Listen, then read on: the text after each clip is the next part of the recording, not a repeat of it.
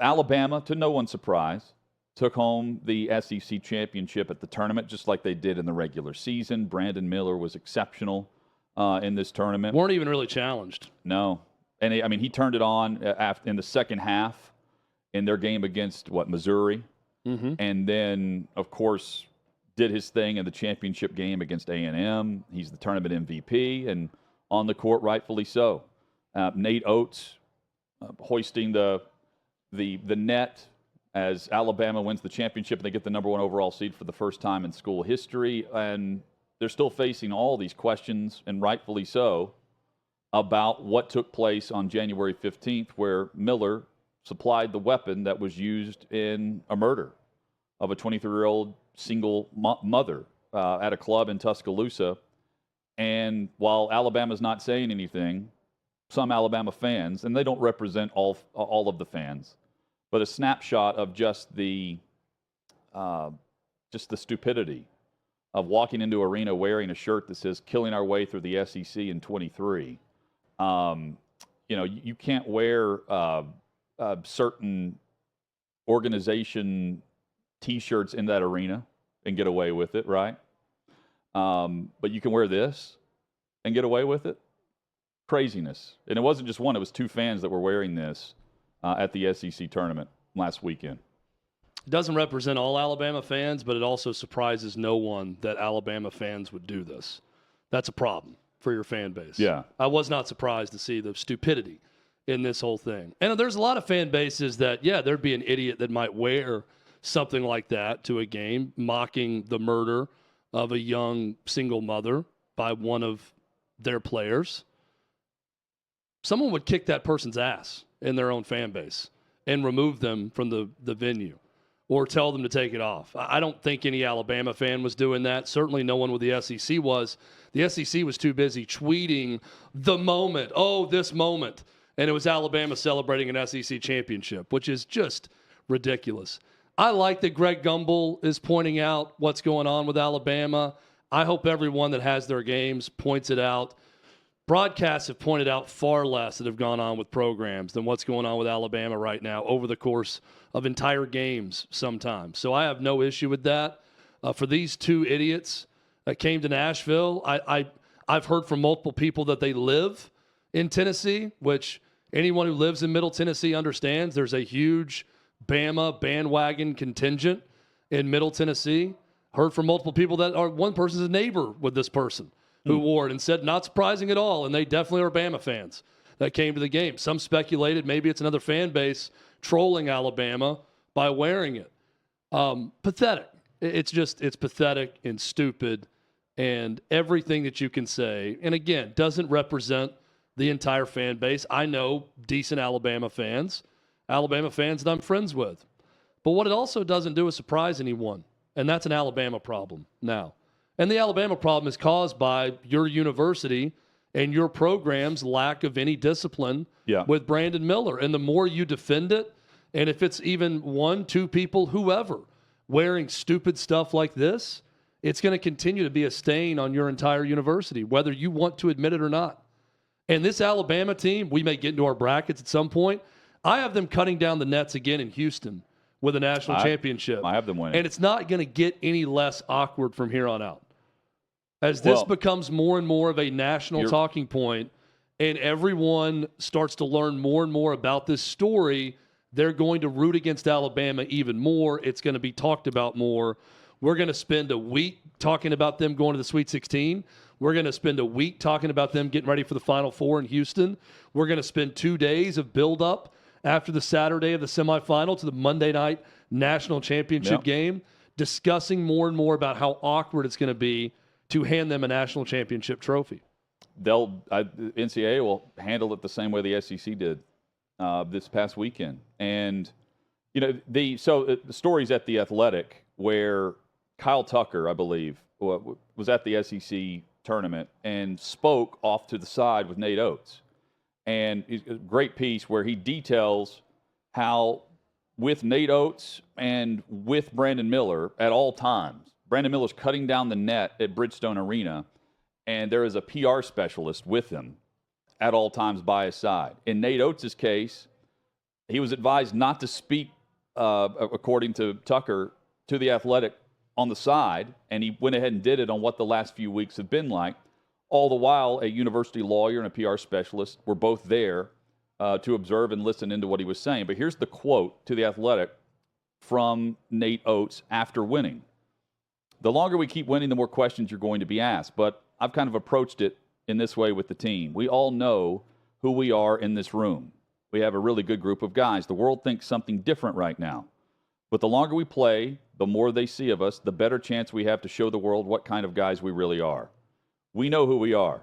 I'm proud of our guys on and off the court. Our guys haven't done anything wrong. The current group of guys we have are good. We've been thrown into a tough situation, and I think our guys are handling the media pressure fairly well. And if I take the brunt of it, that's fine. That from Nate Oates, and he goes on to detail what things have been like. The only issue with that is Brandon Miller continues to say nothing. Doesn't seem like he's affected in any way other than motivated, as if he's playing some underdog story role with everyone being against him for no good reason, right? With the warm-up celebration / frisking that took place, the first home game, I believe, after he returned, and the story came out from the original hearing. Other than that, we don't really know. We don't have any action of how Brandon Miller is what he's doing or saying behind the scenes, other than, I'm sorry, I can't get into that. Yeah, I wonder how many people would walk around with a PR specialist and refuse to answer questions about certain things, or tell reporters not to ask certain questions, or shield their best player from any media exposure other than any mandatory press conference time, and have that person issue one little statement and then ask to not get questions about it again. How many people who have done nothing wrong would behave that way from a PR standpoint? It's ludicrous.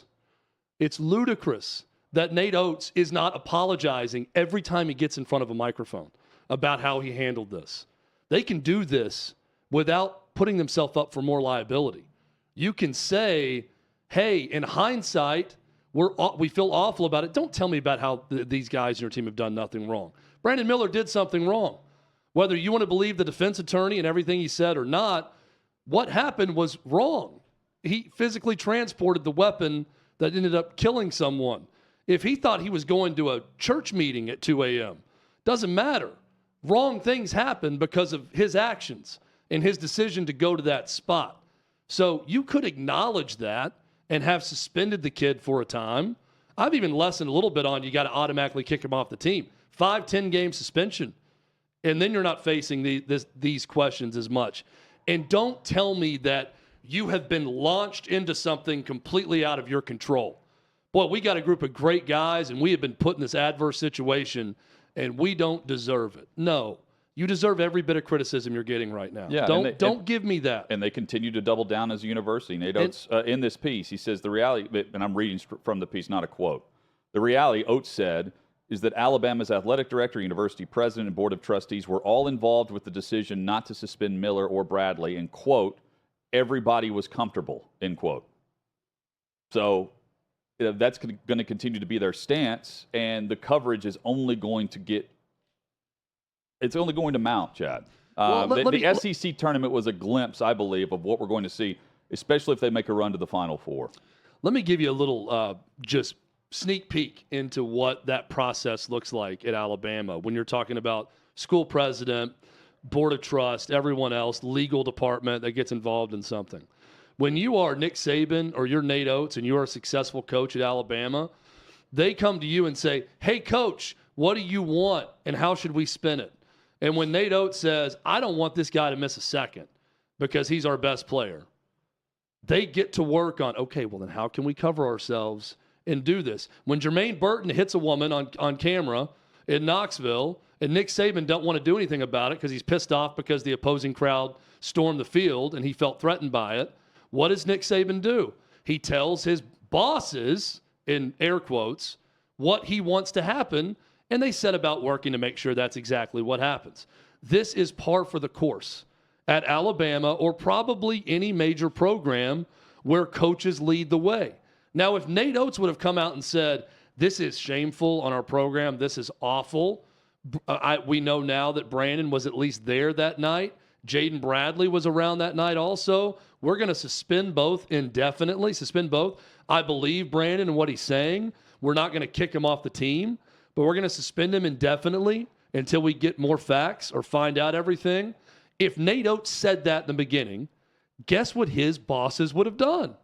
All right, coach, you're the boss. You're the one who calls the shots. We can do that, and we'll back you on that. Exactly right. This is the employees. And they continue to win. This is the employees leading the way. Well, and based on how the university's handled, if you're Brandon Miller, why would you show anything other than what we've seen or say anything other than what we've heard publicly? Hit us up with your thoughts at Outkick 360. We live in a sports world where Chris Beard just choked out his girlfriend, allegedly, and there's photos of her to prove it, and then she doesn't go forward after. And a 911 call. But charges were not, they were dropped. Charges were dropped because you didn't have a cooperating victim in the case, which does happen. But, again, draw your own conclusions about what happened. And Chris Beard, what? 2 months after he was fired. 3 months? 2 months after he was fired with cause, he lands a job with Ole Miss. In the SEC. Yeah. So, Al Davis was right, I guess. Just win, baby. And that's what Nate Oates is doing right now, and I think he's going to cut down the nets in Houston. And it's going to make it so awkward for anyone that knows this story completely. Greg Gumbel on CBS, whenever Alabama's announced as the number 1 overall seed, story at Outkick that you can read, he says they sidestepped a situation involving criminal activity in which Brandon Miller was associated. He was not charged. They are here as the number 1 overall seed. That from Greg Gumbel as they announced Alabama and where they were headed in the NCAA tournament. All that is regurgitating what the university's putting out there. No charges were brought, so everything is, on the up and up with Alabama. What a shining moment for this tournament.